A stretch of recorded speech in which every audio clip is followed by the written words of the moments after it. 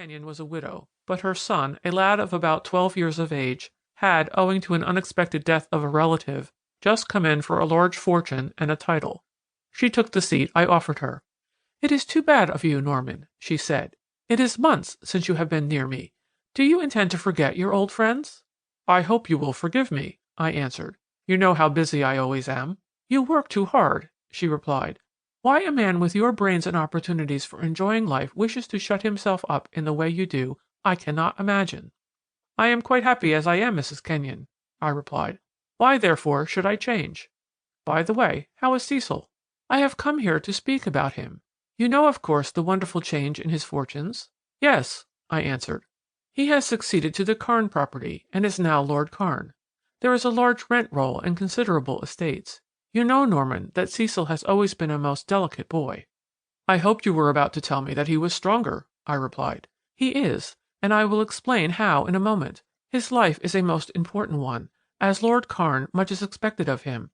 He has not only, under the providence of God, to live, but by that one little life he has to keep a man of exceedingly bad character out of a great property. I allude to Hugh Doncaster. Were Cecil to die, Hugh would be Lord Carne. You have already doubtless heard of his character?"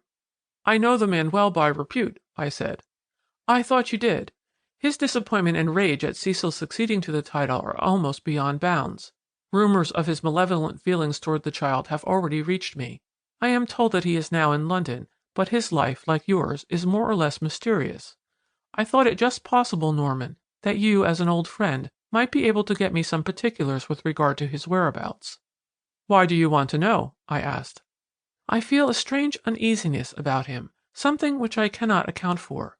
Of course, in these enlightened days he would not attempt the child's life, but I should be more comfortable if I were assured that he were nowhere in Cecil's vicinity." "But the man can do nothing to your boy," I said. "Of course, I will find out what I can, but—" Mrs. Kenyon interrupted me. "Thank you. It is a relief to know that you will help me. Of course, there is no real danger, but I am a widow and Cecil is only a child. Now I must tell you about his health. He is almost quite well. The most marvelous resurrection has taken place.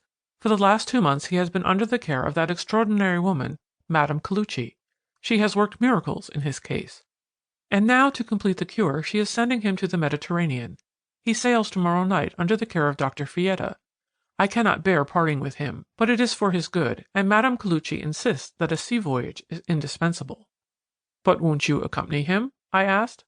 "I am sorry to say that is impossible. My eldest girl Ethel is about to be married, and I cannot leave her on the eve of her wedding. But Cecil will be in good hands. Dr. Fietta is a capital fellow. I have every faith in him." "Where are they going?" "To Cairo. They sail tomorrow night in the Hydaspes." "Cairo is a fearfully hot place at this time of year. Are you quite sure it is wise to send a delicate lad like Cecil there in August?" "Oh, he will not stay. He sails for the sake of the voyage, and will come back by the return boat. The voyage is, according to Madame Koluchy, to complete the cure. That marvelous woman has succeeded where the medical profession gave little hope. You have heard of her, of course?" "I am sick of her very name," I replied. "One hears it everywhere. She has bewitched London with her impostures and quackery." "There is no quackery about her, Norman. I believe her to be the cleverest woman in England. There are authentic accounts of her wonderful cures which cannot be contradicted. There are even rumors that she is able to restore youth and beauty by her arts. The whole of society is at her feet, and it is whispered that even royalty are among her patients. Of course, her fees are enormous, but look at the results. Have you ever met her?" "Never. Where does she come from? Who is she?" "She is an Italian, but she speaks English perfectly. She has taken a house which is a perfect palace in Welbeck Street." "And who is Dr. Fietta?" "A medical man who assists Madame in her treatments. I have just seen him. He is charming and devoted to Cecil. 5 o'clock! I had no idea it was so late. I must be going. You will let me know when you hear of any news of Mr. Doncaster? Come and see me soon." I accompanied my visitor to the door, and then returning to my study, sat down to resume the work I had been engaged in when I was interrupted. But Mrs. Kenyon's visit had made me restless.